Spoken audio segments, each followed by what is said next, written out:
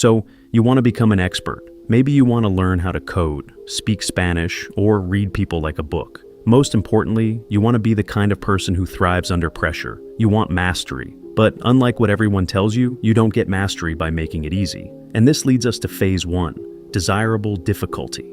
Let's talk about dyslexia. Think about what it actually feels like to be a kid drowning in a regular classroom. The kid next to you skims the book and gets an A. But you look at the page and the letters are just meaningless static. You can't skim. You can't hide. Every single paragraph you try to read is a physical fight.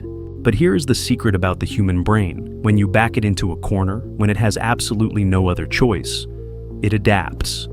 Just to survive the classroom, these kids had to build bulletproof memories. They had to develop a supernatural ability to listen. Their brains were subjected to intense, relentless friction every single day. They didn't have a choice in the matter, but that very friction turned so many of them into billionaires.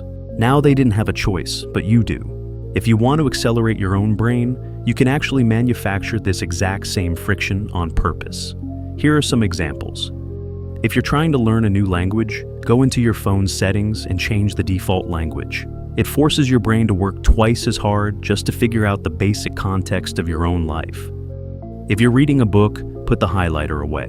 Instead, after reading a lesson or a chapter, force yourself to reconstruct the author's core argument entirely from scratch.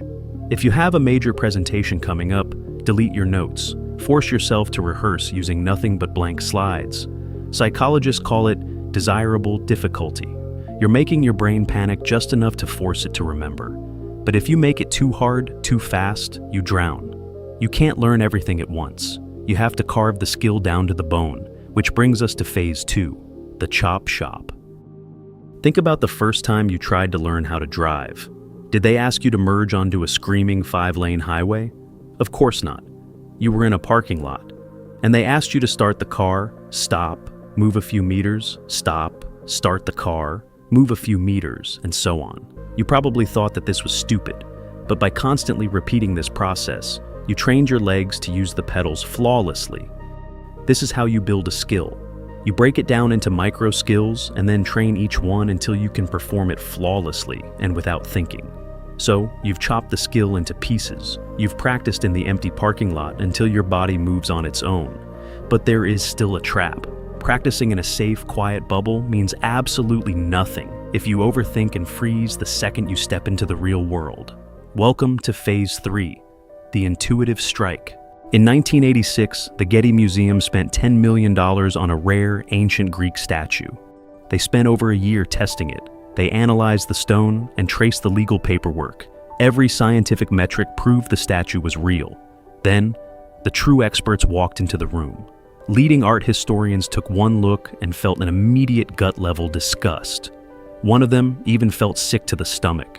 Without a single scientific test, they knew instantly it was a fake. And they were right.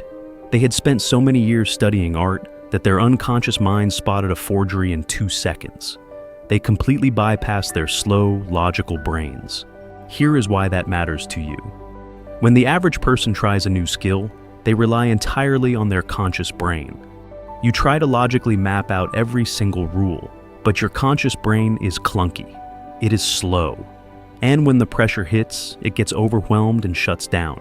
You have to let your intuition take over. And to train that, you have to completely kill your own ability to hesitate.